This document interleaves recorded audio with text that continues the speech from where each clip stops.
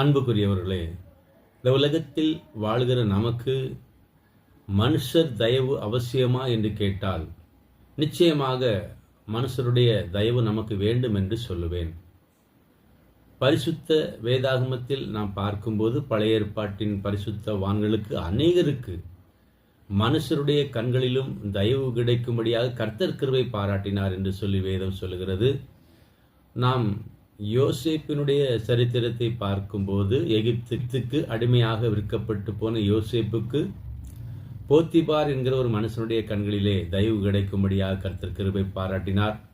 போத்திபாரின் மனைவியின் நிமித்தமாக குற்றவாளியாக்கப்பட்டு யோசேப்பு சிறையில் அடைக்கப்பட்ட போது சிறைச்சாலை தலைவனுடைய கண்களிலும் யோசேப்புக்கு தயவு கிடைக்கும்படியாக கர்த்தர் கிருபை பாராட்டினார் என்று சொல்லி வேதம் சொல்லுகிறது. அது மாத்திரமல்லாமல் யாக்கோபு தன்னுடைய முதிர் வயதில் தன்னுடைய மரணத்துக்கு பின்பு தன்னுடைய சரீரத்தை கானான் தேசத்தில் அடக்கம் பண்ண வேண்டும் என்று சொல்லி அவன் யோசேப்பினுடைய தயவை நாடினான்.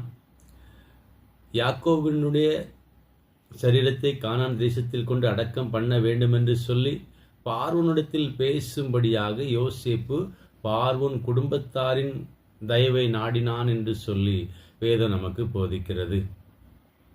பிரியமானவர்களே, இப்படி நாம் ஒருவரில் ஒருவர் அன்பும் தயவும் உள்ளவர்களாக வாழும்படியாகத்தான் கர்த்தர் நம்மை படைத்திருக்கிறார்.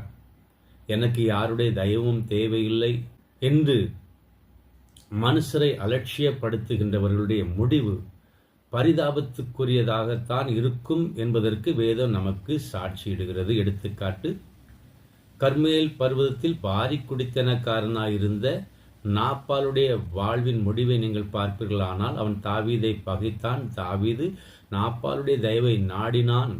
ஆனால் நாப்பால் தாவீதை அலட்சியப்படுத்தினான். முடிவு பரிதாபமாக இருந்தது. இதை போலத்தான் மனுஷரை அற்பமாக எண்ணுகிறவர்களுடைய முடிவும் அப்படித்தான் இருக்கும். மேலும் கர்த்தராக இயேசு கிறிஸ்துவை குறித்து கூட வேதம் நமக்கு சொல்லும்போது, இயேசுவானவர் ஞானத்திலும் வளர்த்தியிலும் தேவ கிருபையிலும் மனுஷ தேவிலும் அதிகமாய் வளர்ந்து விருத்தி அடைந்தார் என்று லூக்கா 2:52 சொல்லப்பட்டிருக்கிறது. கர்த்தர் எல்லார் மேலும் தயவுள்ளவர் என்று சொல்லி சங்கீதம் 145:9 சொல்லுகிறது. நமக்கு மற்றவருடைய கண்களில் தயவு கிடைக்க வேண்டும் என்று சொன்னால் நாமும் மற்றவர்களுக்கு தயவு பாராட்டும்படியாக வேதம் நமக்கு போதிக்கிறது. நாம் தயவு பாராட்டும் போது கர்த்தர் நமக்கு தயவு பாராட்டுவார். நம்முடைய வாழ்வு சமாதானமாக இருக்கும். கர்த்தர் உங்களை ஆசீர்வதிப்பாராக. ஆமென்.